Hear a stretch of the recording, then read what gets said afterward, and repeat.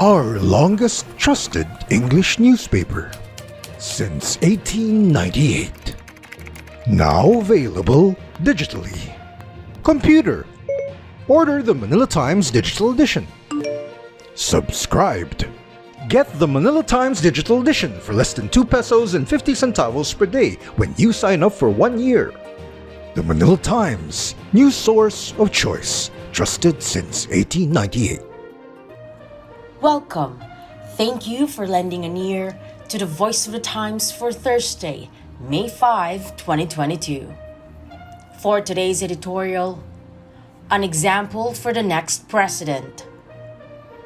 President Rodrigo Duterte's order to suspend the so-called e-sabong or online cockfighting gambling operations came as a surprise to some, as until very recently the president was steadfast in allowing the lucrative business to continue in spite of the controversies hounding it. His change of heart and how he arrived at a different conclusion is an excellent example for the next president on how to effectively manage problematic national issues.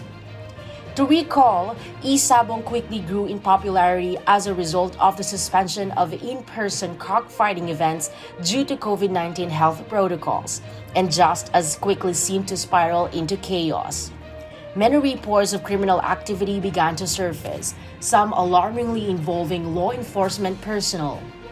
The growing controversies finally got the attention of Congress when more than 30 sabongeros were reported to have been kidnapped in cases that are still unsolved.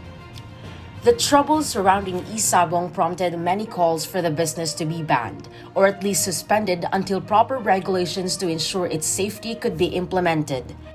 That has been our point of view here at the Manila Times, that of many of our other colleagues in the media, and on an official level, the sentiment expressed in a formal resolution of the Senate. President Duterte, however, demurred on following those recommendations for some time, for the simple reason that the revenue generated by e-sabong, estimated to be about 640 million pesos per month, is badly needed to replenish government coffers depleted by the massive expenditures for COVID-19 response measures. Even though many disagreed with it, that was a practical point of view and a strong argument on the president's part in light of the country's current circumstances. In other words, an argument that should be taken seriously because it could be right. For the president's part, while maintaining his initial decision, he took the responsible perspective that he could likewise be wrong, and directed the Department of Interior and Local Government or DILG to investigate the e-sabong phenomenon more closely. The DILG did that in the form of a survey of e-sabong participants, with Interior Secretary Eduardo Año presenting the results to the President a few days ago. Those findings, according to the DILG chief, confirmed earlier reports that some enthusiasts have had sleepless nights, neglected their families, or sold belongings just to have money to place their bets. This led to President Duterte's change of mind, which he explained as clearly as he had his original resistance to calls to suspend e-sabong. Quote, "Ang amin sana, buwis lang ang habol namin dito.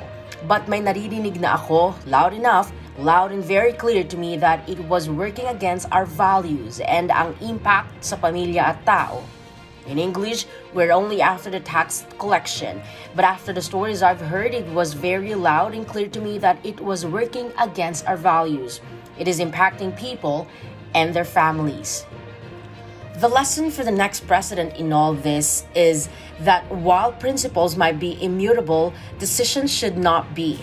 Changing one's mind on the basis of new information is not a sign of weakness or indecision, but instills confidence that leadership decisions are being taken rationally and with the greater interests of the country in mind, provided that the reasons for the decisions are clearly explained. Of course, while Duterte's decision to stop e-sabong reasonably prioritizes the greater good, it does leave the matter of the loss of potential revenue unresolved. The Philippine Amusement and Gaming Corporation, or PAGCOR, has estimated the absence of e-sabong will result in 4 billion to 5 billion pesos in foregone revenue for this year. which is not an insignificant amount. But neither is it a crippling moment, and furthermore, it is only potential revenue. The country suffers no actual loss of financial resources by the decision to eliminate e-sabong. Nevertheless, it is a consequence that must be addressed. That is a necessary second part of any leadership decision, and is also something the country's next leader should keep in mind. And that's the editorial for Thursday, May 5, 2022. For more news and information, get a copy of the Manila Times on print. Subscribe to its digital edition or log on to www.manilatimes.net. Follow us on Twitter, Facebook, or Instagram.